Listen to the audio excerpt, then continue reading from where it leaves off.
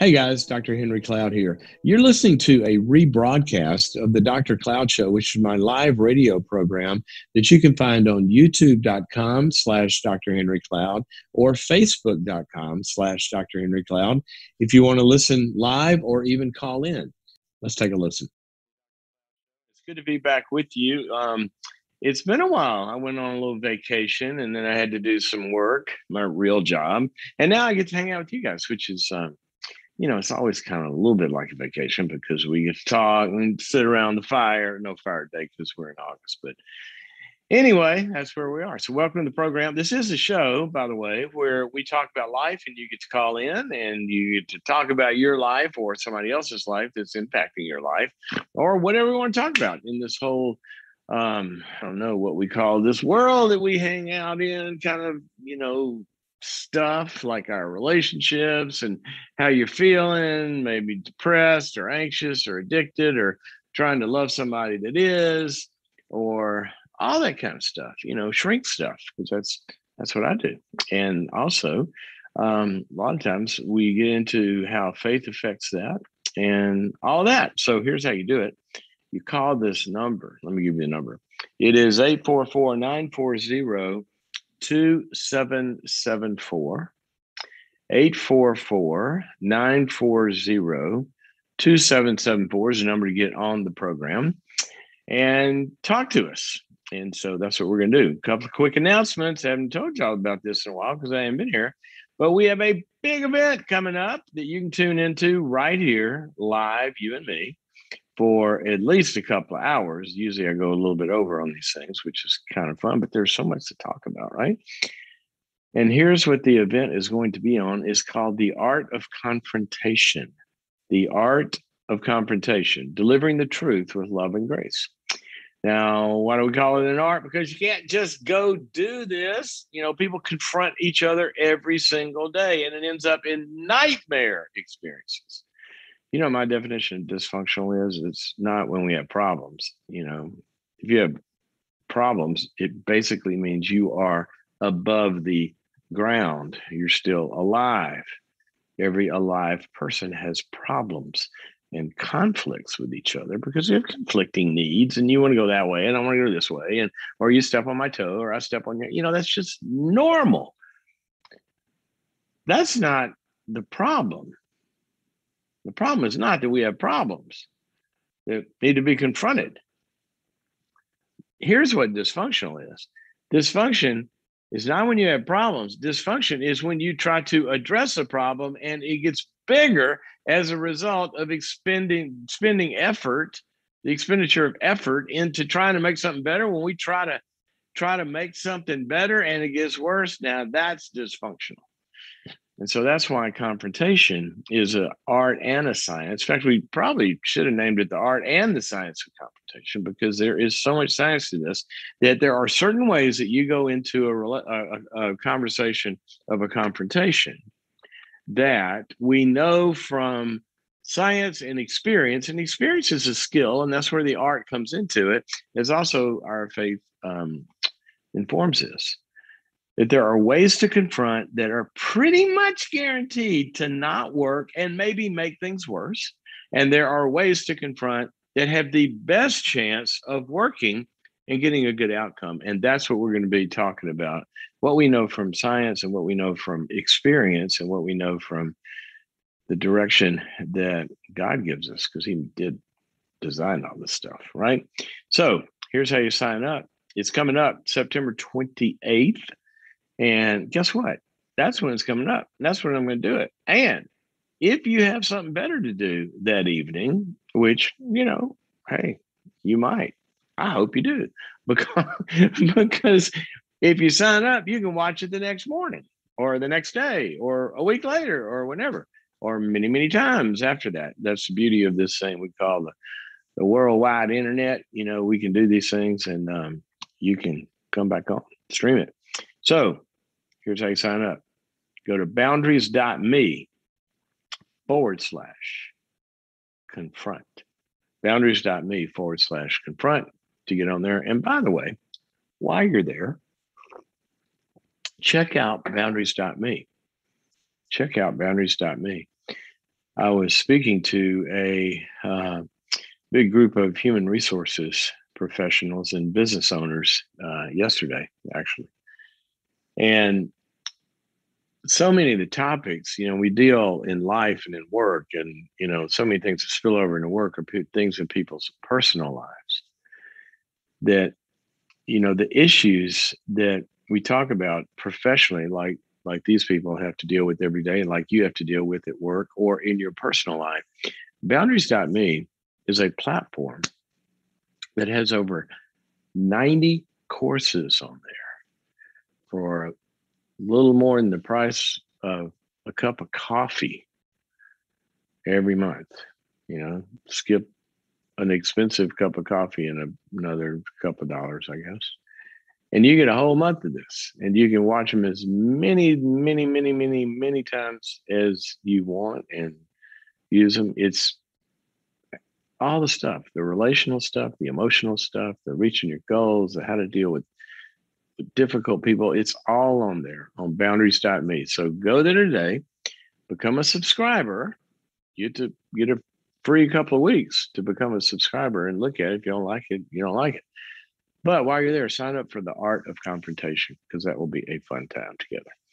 All righty. So we have a thought for the day while the phone lines are filling up. Get in there. There's a couple of lines open right now. 844-940-2774. 844. I feel like a cheerleader. 844-940-2774. Call us. Maybe because I was visiting my daughter at college this weekend. And I saw a bunch of them. Anyway, 844-940-2774 is to get on the program, and let's hop into the thought for today. I'm calling it the Big Divide, and it's something that is so simple and yet so, and I don't mean this in a weird way, but so profound that it literally almost explains every situation that we deal with in life in a certain kind of way. And that's a complicated statement. I'm not going to go into all the regression analyses of the statistical methodologies to figure out how this touches everything. But here's the deal. We live in a world that was designed to have love, all things relational, compassion, care, connection, intimacy, that, mercy, helping, all of the juicy stuff that feels so good, and that your brain is wired to, when you experience this, you go on a drug trip. That's why people fall in love. You can't even get them to drive down the street in the right direction because you're wired for love. Okay. And we live in a universe that is wired for love. And love also means depending and trusting and getting from each other the fuel that we need to take the next step. That's love. But that's only half the picture. Love without the other side, which is truth or structure. See, love has got to work in a certain way, or it becomes something not very loving and not very helpful. And the other side of the universe is we can't just have love. We have to at least have language to hold it together. And that's truth. That's structure. We have to structure our love. Now, these are two parallel tracks that run through virtually everything that we do. That there's some good in something, but in order for it to be good, it's got to be done in a certain way. It's got to have structure. It's got to have truth. There's principles that guide it. Got that? These two things. Now let's give you some derivative words for a second this will make more sense to you. If we're talking about love and truth, what the Bible talks about, grace and truth, here's what you see. What would a secular way of, if you didn't use the religious language, you go to see a shrink and you got a problem with your 14-year-old, guess what? That problem is probably going to be interfaced by somehow these two sides are not integrated, or as the Bible says, they have not kissed each other.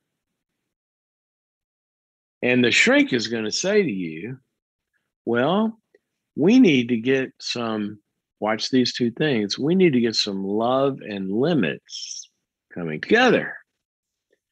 Because Mr. Jones or Mrs. Jones, here's the problem with your son.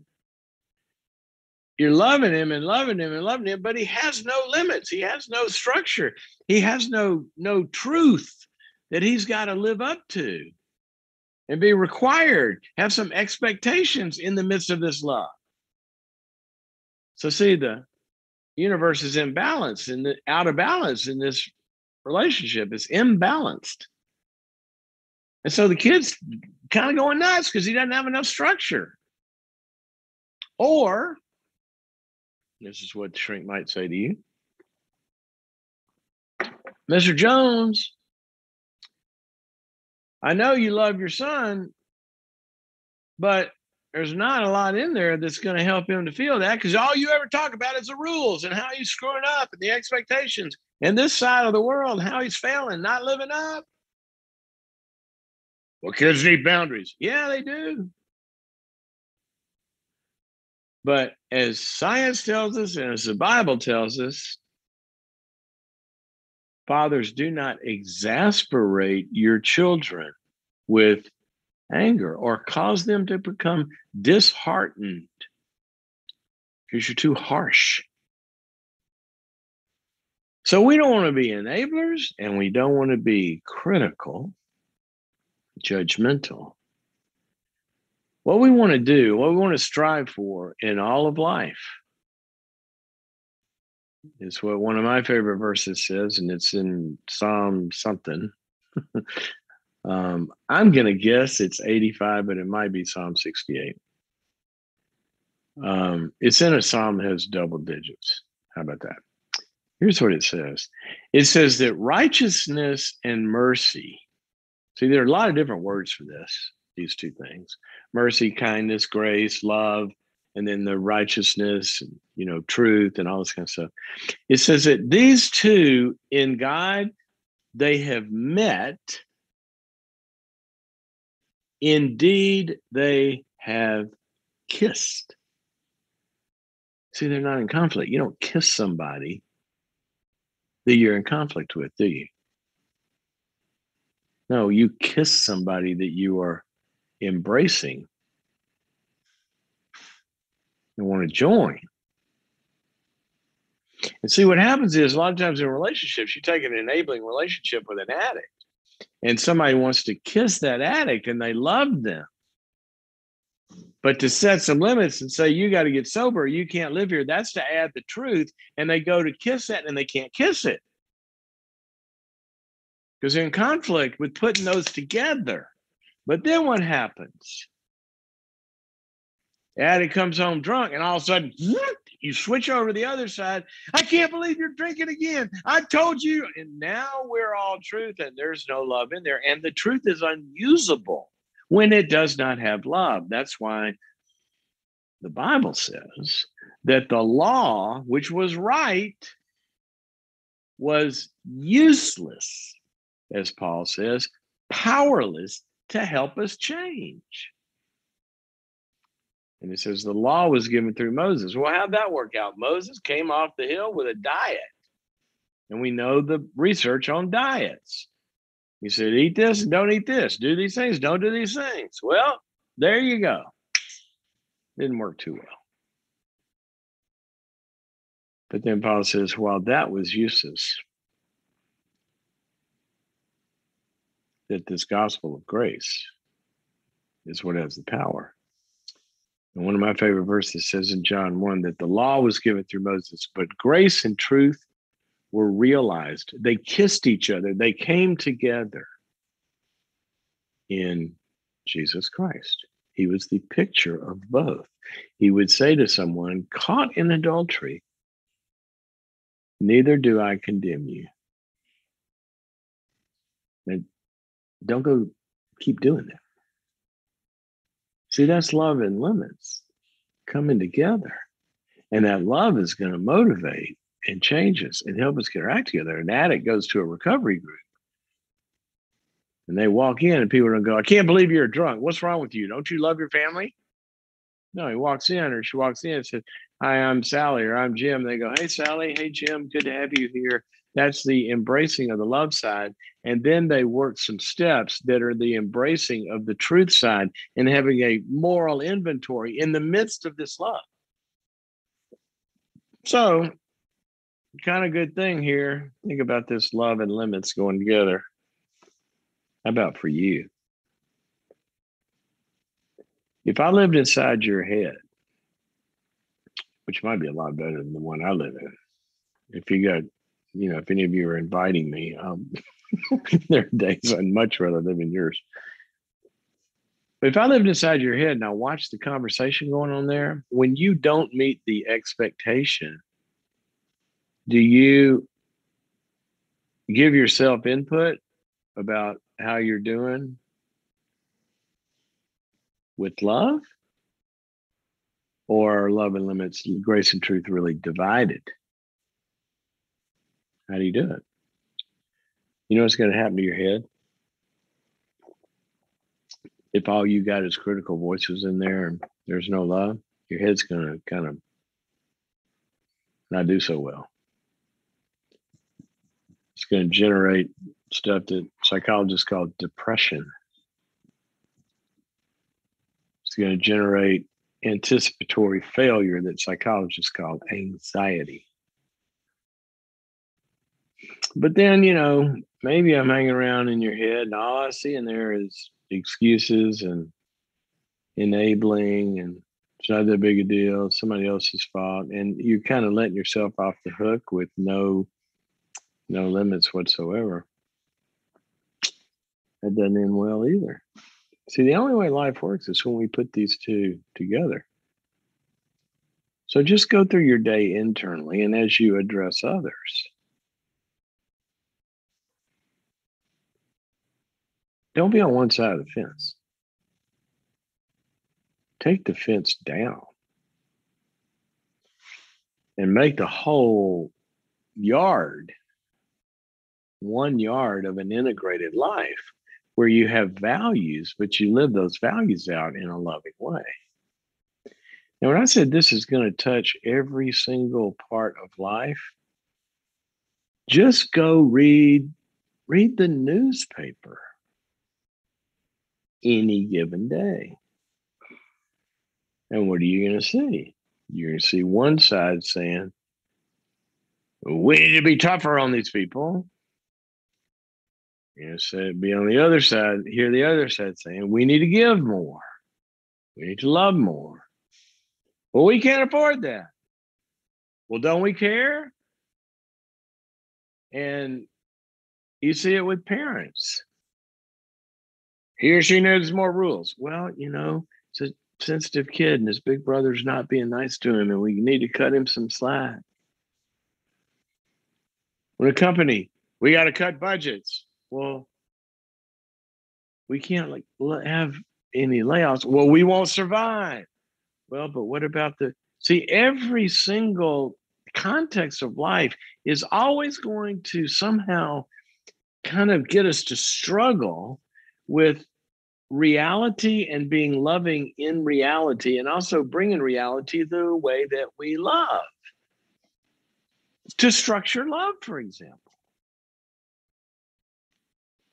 When my girls were little, I wanted to love them and be a source for them and say, be cool if you had Had a few shekels to go spend.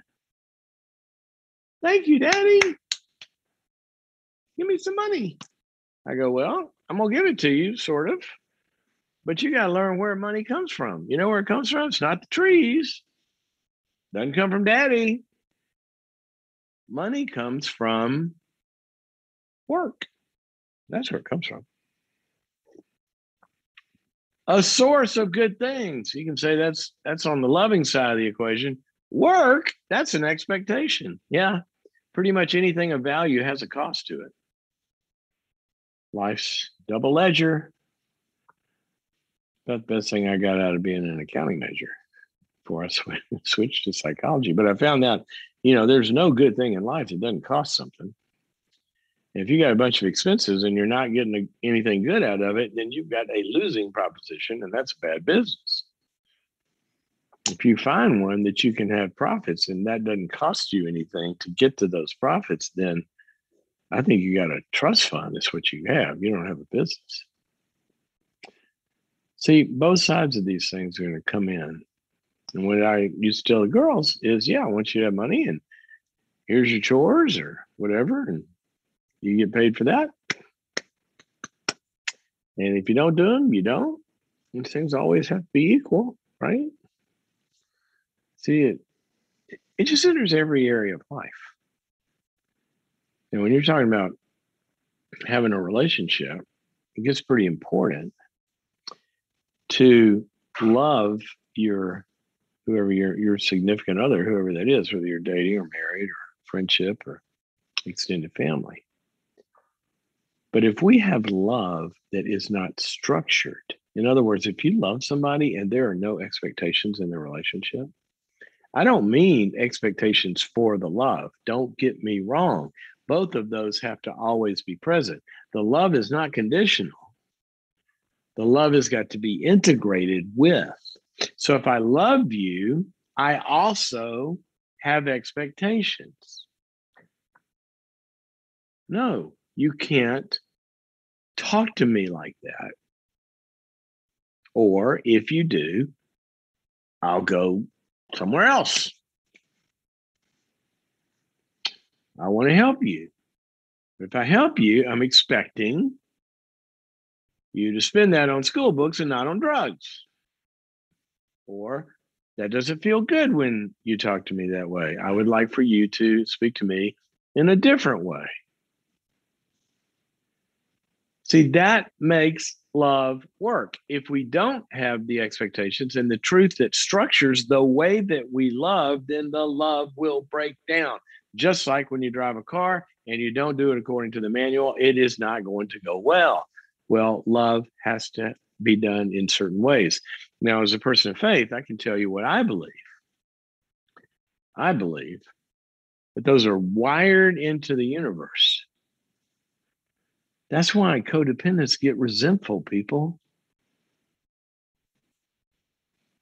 Codependents keep giving, but it always comes out that they're either hurt, it's getting taken out on them, or they're resentful because they feel like they're being taken advantage of. See, the giving is still going to have expectations. They're just going to go silent because in the universe, love and justice are together. They're not split.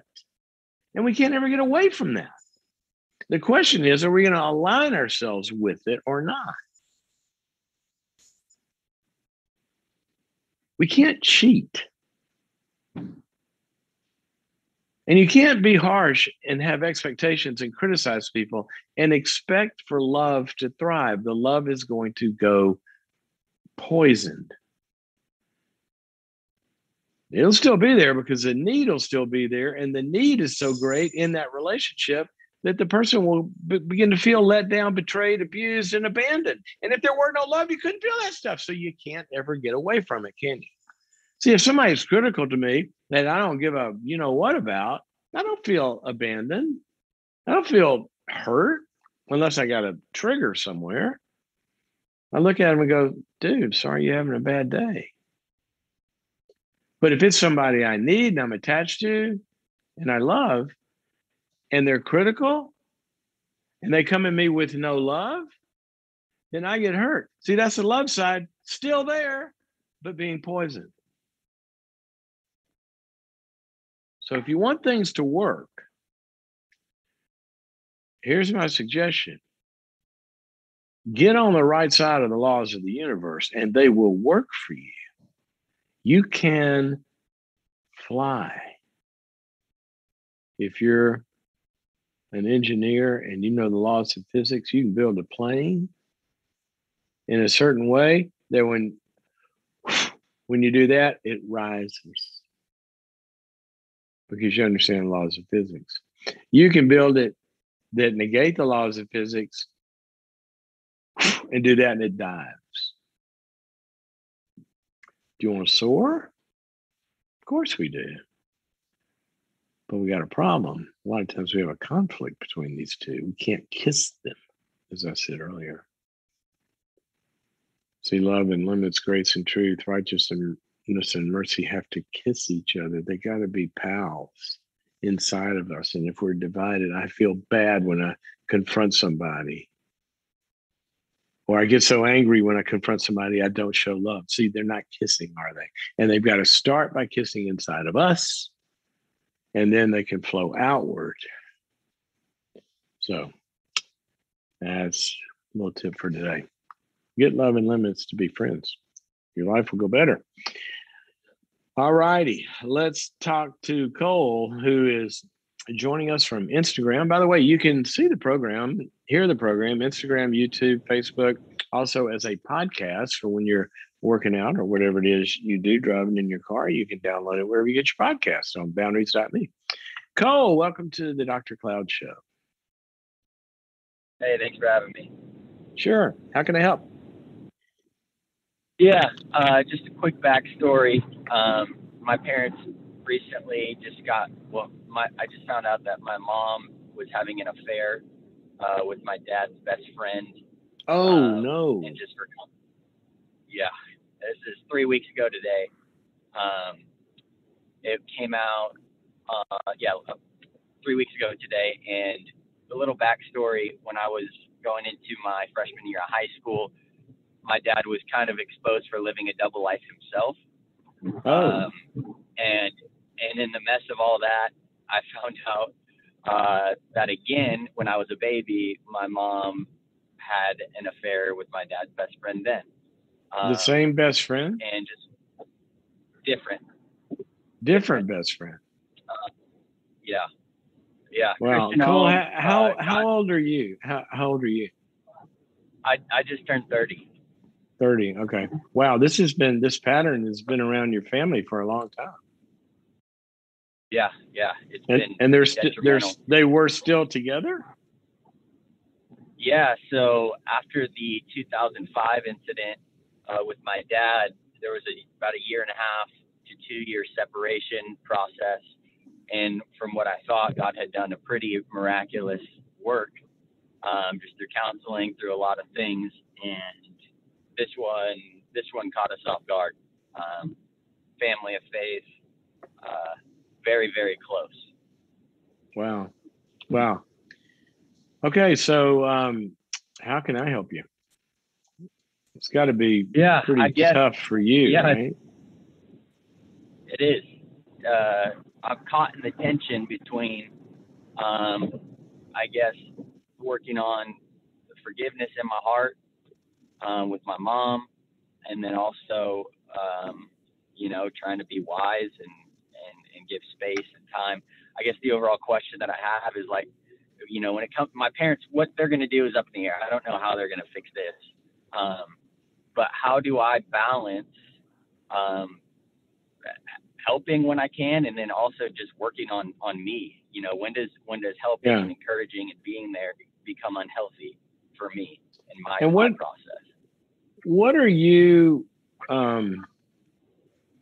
Let's pretend for a moment there is some way that you can be helpful. What would that be? What is your role here?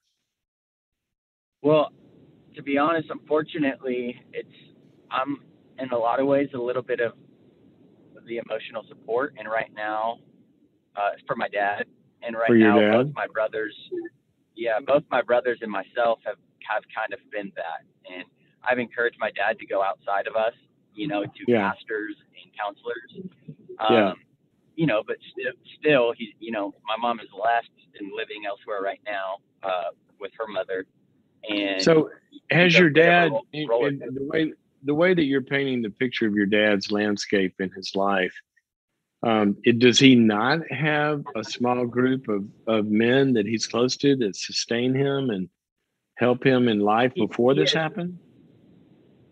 yeah. I mean, he's got great friends. I'm not sure of all of their what the level of their wisdom is for some of what really needs to be done. Okay, so They're the they're great. answer, hold on a second, because I want you to see this.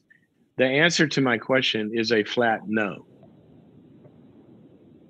right? Correct. It Yeah. in other words, here's what I would like to see in everybody's life, that everybody has this little tribe that when they're going through things, they turn to that tribe and they're fueled by them and helped by them and supported by that tribe.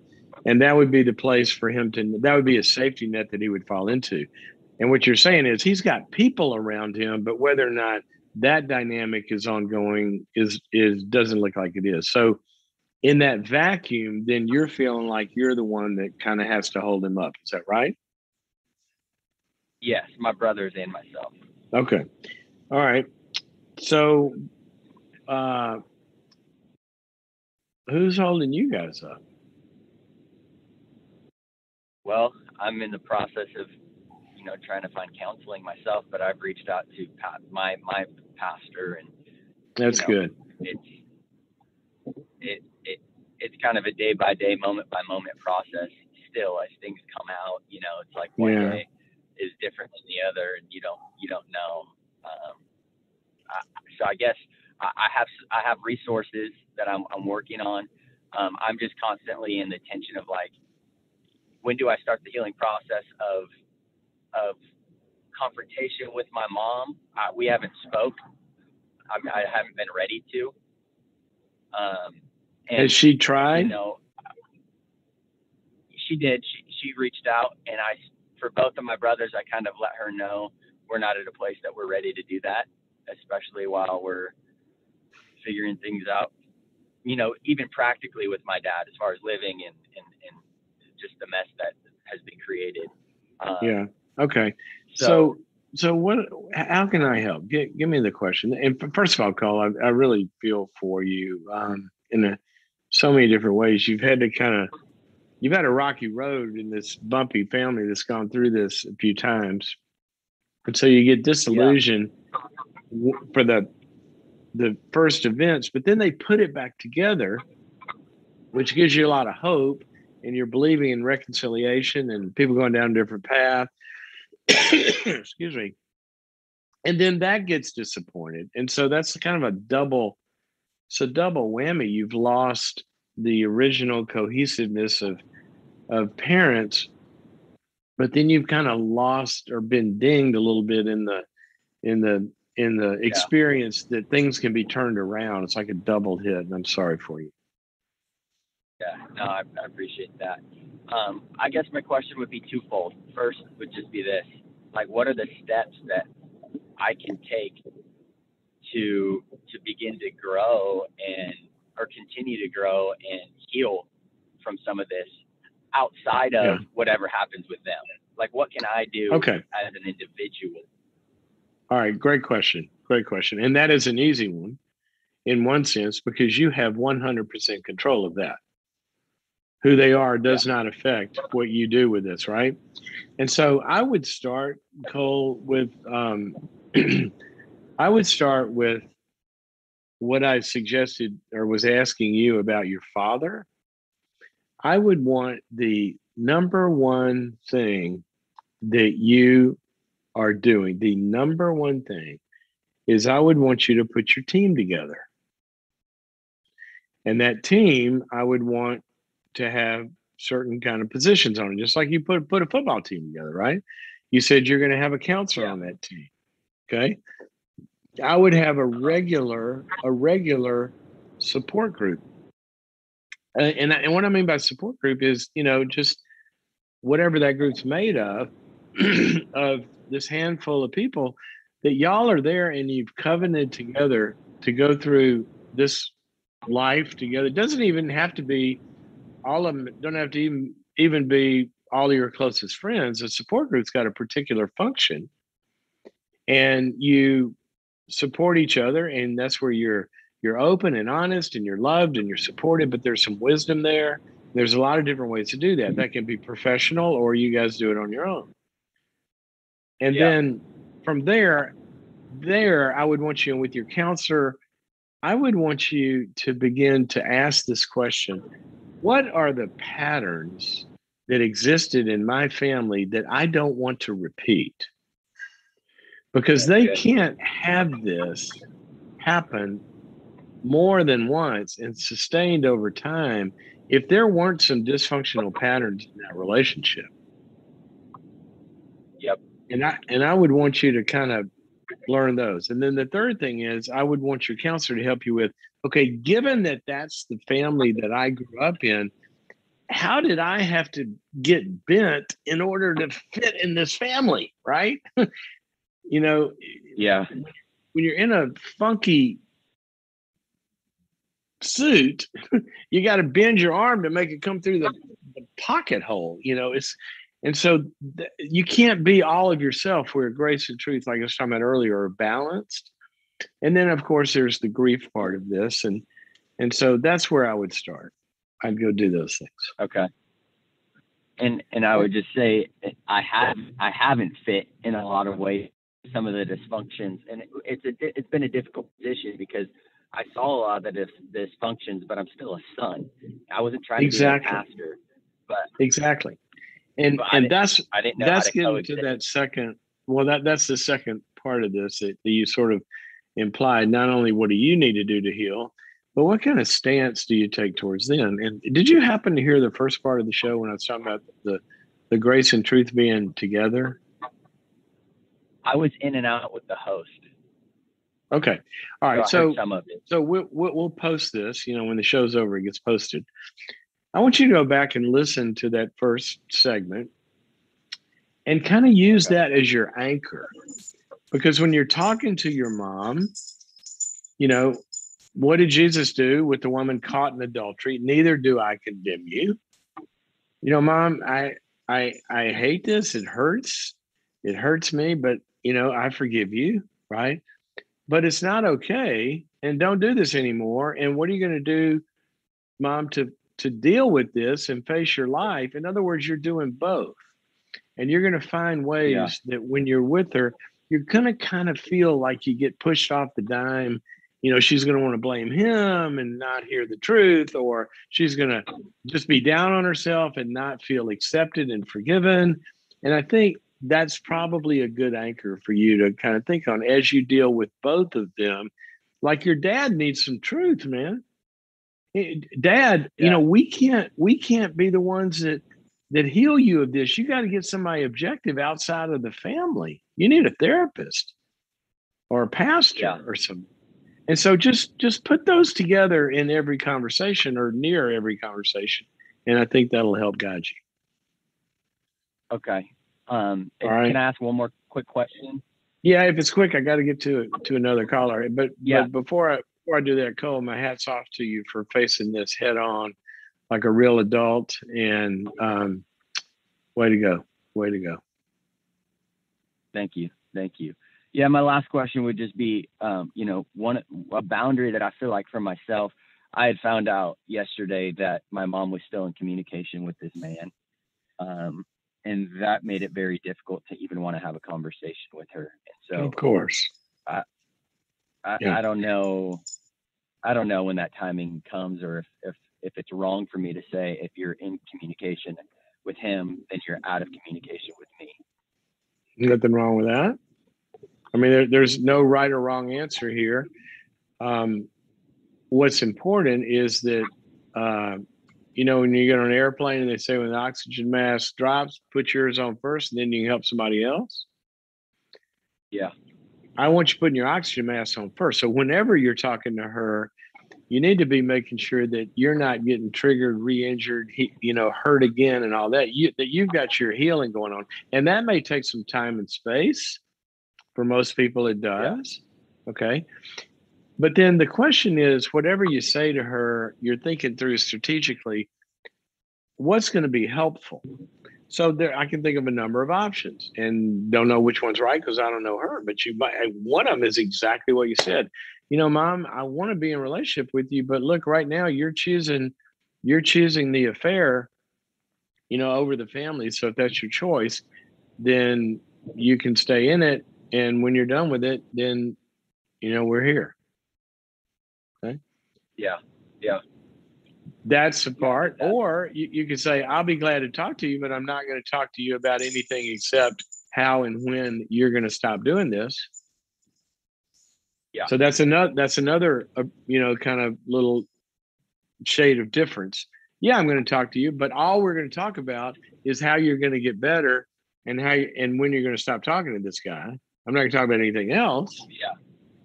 You follow me? Yeah. And then some people at some ages and some kind of different paths, they actually, and I've seen this actually, hard to believe. They say, all right, Mom, I'm going to stand by you, but I'm going to help you get out of this. But look, and they kind of coach them through it. That's really hard for a family member to do. I've seen it done. So you got to just figure out what's best for you and for the outcome. Yeah. All right. No, I feel like I'm done doing that. There you go. That's kind of what I would suggest. I would not, generally speaking, here's a big principle. What the best thing a family member can do to somebody who's hurting or who's upside down is be a bridge for them to get help. You're not going to be the help. Yeah. You're going to help them get help. If you can do that, that's a win. Okay, Cole, I gotta run. I want you to go back. I'm let Albie put you on hold and give him your information. I would like to gift you our upcoming webinar, The Art of Confrontation. And I think it'll help you because you got some tough conversations ahead of you. And hope you enjoyed that. Okay, thank you for... That's kind. Thank you. You're very welcome. Thanks for sharing your story. Grace, calling from Michigan, watches us on YouTube. Welcome to the program. Hi, Dr. Cloud. Hi, Grace. How are you? I'm pretty well, other than my ongoing ailments. I'm sorry. All right. So I have a question for you about conflict at work. And I've been reading your book. Yes, I've got your Boundaries book. I'm going through it very slowly because I'm trying to really get everything out of it. And I've been listening to you a lot, and I also signed up for your confrontation one. So hopefully I'll learn more. But I want to know, just for future, how do I deal with people when there are confrontations at work? This person I worked with on a project, and we started to kind of, I just have a little bit of differences on how things were working. And at one point, wait a minute, hold on a second. I need you to talk a little more slowly because of the internet connection. And sorry. You said you have limited something. I couldn't make out your words. So I have, I worked with this person for a while, and we work on a project. So, but it's like it's not every day. But we had some disagreement on how things were going. Not right out, we didn't speak, but she was doing things differently than I. Eventually, I jumped into a meeting and heard her kind of blaming me, and I reacted. So I was like, "What the heck? What's going on?" We were kind of like work friends. Okay, let me stop you so I understand the context. Are you both inside of the same company? Yes. Okay. Do you have the same boss? Are you peers under the same boss? No. We just have a small project that we're working on together. Okay, but who has authority over you and who has authority over this other, is it a she or he? Is it a she? I think it's a she. It's a she. Okay. Yeah. Is who has authority over you and who has authority over her and who has authority over the project? Those are three different people or positions. Those are completely three different people. So it's I have a boss. She has a boss, and then this little project that we're working on has a different person that oversees it. Well, let's just get us a recipe for chaos. Yeah. Let's figure out how can we have the biggest mess possible, because we don't have anybody that Apple, for example, calls the DRI. You know what the DRI is? No. The directly responsible individual, one person. So if something's broken, there's one person that I can call and say, what's going on here? And they have the power and authority to fix it. So right now, you guys got a conflict, and you're in charge of you, and she's in charge of her, and your boss is in charge of you, and a different boss is in charge of her. And the person that's on top of this project doesn't have a relationship with anybody. Yes, and that's the problem. Oh, part of it. Who runs this organization? Do they know about this? I can't say names, and no, I haven't really said much because give me your question. Give me your question. So how do I get this tension out? So I kind of work through kind of dealing with that. I'm like, that's how she's going to be. That's fine. But she can get really nasty, and she's been impeding my work. So I had a small project, and this is a very small initiative project that I proposed, and she just kept blocking it. Oh, we can't do anything on this until our next meeting in X number of weeks. Well, by then it would have been too late. And then when we got to that, even late. So yeah. I don't know how you do anything about that, because you have no authority. You have no control. You're depending on her goodwill, and there is none, right? Yeah. So then how do I deal with that relationship so that she can be nasty? I mean, do I call her out in front of it's a working group. So it's a working group. There's more people. I don't want to do that. Not in the first step. No. Here's what I would do. Your boss apparently has seconded you to this project, correct? Yeah. Okay. So I would go to my boss. I would say, I know that you've wanted me to devote a bunch of time to this project. Here's my situation. I'm spending time and energy on this, and I don't know if I'm getting anywhere, and I don't know if I am achieving your objective. So I need to know from you, boss, what is it you want me to do? And I would talk it over with my boss about how to handle it, because presumably your boss has been requested by the person who's over this project to be able to use you on this project, right? Yeah. Okay. So you're answerable to your boss, and you're saying, I can't get the results that you're wanting me to. So I would get some advice here. I would start there. The other thing you can do with this woman, though, is I would ask her if we could sit down and talk. And I would say, I think we have a shared goal here. Let's get agreement on what the goal is. And then you'd say, well, here's the project. Well, here's how we know we will have met the expectation, right? So get shared agreement on the goal. And then ask her, okay, so if that's what we're trying to do, I think the only way we're going to be able to do that is if we help each other do whatever it is each of us needs to do. And then I would clarify what part you're going to play in reaching that goal and what part she's going to play. And then I would ask her, what do you need from me in order to do your part well? And here's what I need from you to do my part well. And can we agree to help each other in that way?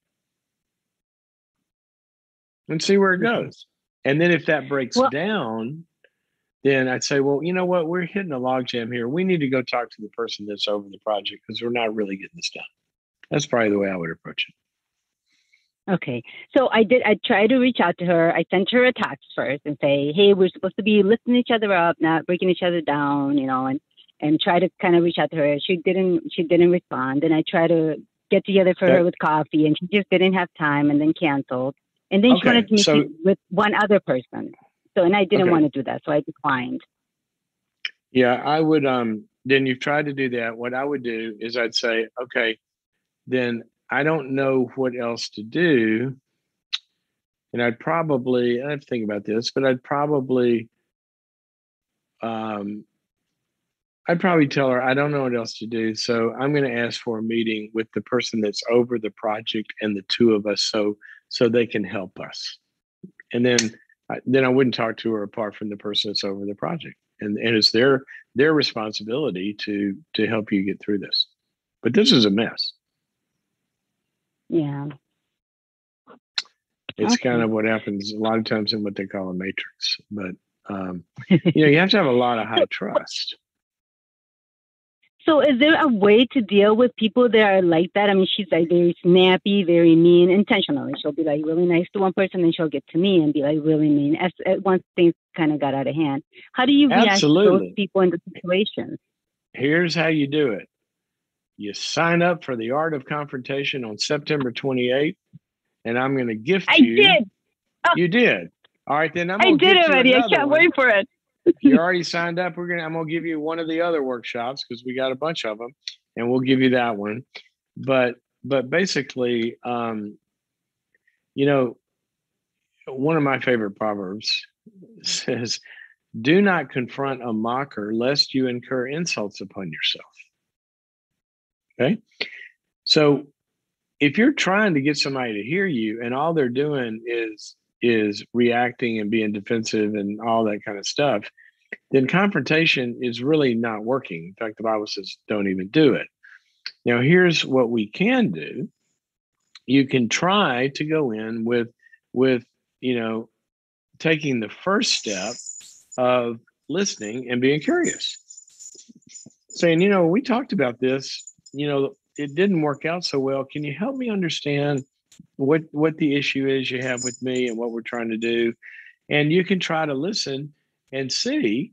And if you do that and you're actually getting on the same side of solving the problem, if she would do that, then after that, you can say, well, the last time we got upside down and you yelled at me or called me names, that's really not helpful to me to be able to work this out better. So I don't want you to do that again. And you can kind of talk about that. But chances are, if she is, like you said, then when it breaks down, that's when we have to bring in another party, because somebody's got to help you set the limits and metabolize the conflict. And that's what counselors do. That's what a boss does.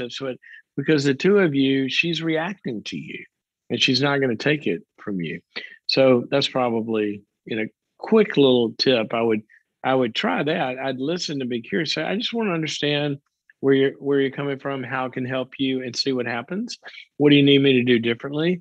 But then that doesn't necessarily make you a doormat, because then you can also say, and when we're doing this, I don't want to be yelled at or talked to like you did last time. If you got an issue, I'd like for you to bring it up in a helpful way. So I would do it that way. Okay.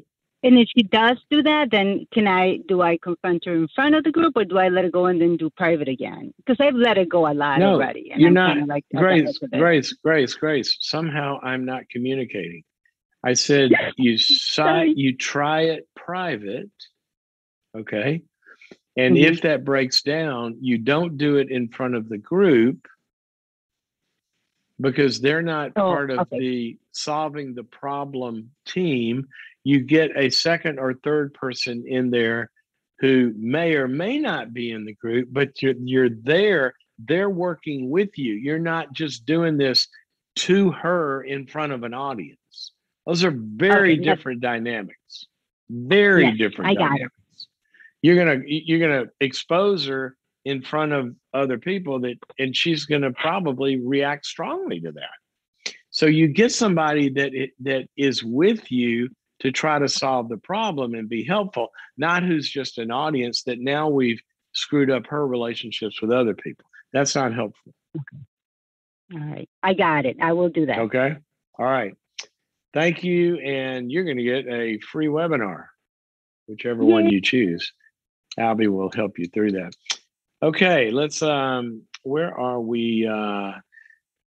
Gosh, how the time flies when you're having fun. Don't we have the best callers, Scott? Now, come on. Where do you get better callers than these guys? Cole and Grace so far. Mandy calling us from Idaho. I don't know where she listens. Mandy, where are you picking us up on? Are you on Instagram? Are you on Facebook? Where are you? Instagram. Instagram. All right. And I see that you have a dating question. And so does this date follow you on Instagram? I mean, we might can talk to him right here. He's not really on social media. Oh, you know what? I read an article the other day that for women, that might be a really good sign. Oh, if women don't have social media. No. Guys Oh. that don't live on social media and over invested in, trying to be cool and all that kind of crap, that they tend, they might be better guys because they're actually going and doing something with their time that adds value to the world. Anyway, just something to think about. Yeah.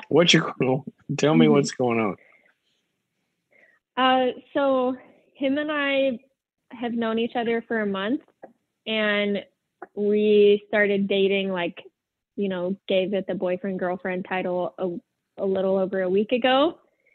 After 3 weeks, your boyfriend and girlfriend? Yeah. Yeah. Did y'all hop in a big microwave oven and hit double power? That's pretty fast. A little. I know. Bit. Well, he works with my dad, and I'm 29 and he's 29. Okay. And he works with your dad, for your dad, or with your dad, under your dad, parallel to your dad, same industry as your dad? Under. Yeah, under. Your dad's his boss. Kind of. Yeah. And two of my brothers work with him as well. This is going to be so fun. I want to follow this. I want you to come on every week, give us an update. So I can. I tell you what, this boy better behave himself is all I'm saying, because he's got. I know. My dog is not behaving herself. Finley, we got a dating problem going on here, and you're not being helpful. Sorry, there's something going on outside. So tell me the issue. Well, I don't normally jump into things that fast, and I feel like I jumped into it too fast, and I don't know how to communicate that to him without scaring him away, because I do still want to see him. He's talked about a lot of stuff that's like us doing stuff together, and it just is a bit much for me right now because he has so many ideas, and I am already in my head. Give me an example. Like, what's he talking about? Like doing businesses together, like coming up with a business and doing it together. And you've known him for 3 weeks? Uh-huh. Okay. And when you say you jumped into it, normally somebody who's been dating 3 weeks, they might have gone out a handful of times, and I don't know. What do you mean? What's jumping into it? How deep are you? Well, it's really, we're doing the same thing that we would be doing, but there's a title. The only difference with the title is that neither of us are dating other people. So I'm not planning on doing that anyways, whether the title is there or not, but the title has some kind of weightiness to you. It feels like y'all are a little farther down the integration role. Yeah, you're further down okay. Well, that's a really good awareness, Grace. You know what that shows? That shows that you have the capacity, and I want you to listen to this very carefully. You have the capacity to tune in to an internal kind of boundary, if you will. It says, gosh, I feel like I'm being pulled or pushed or kind of going further into something that I feel like I'm out over my skis. That doesn't feel good. And so I love it that you can feel that and you're listening to it.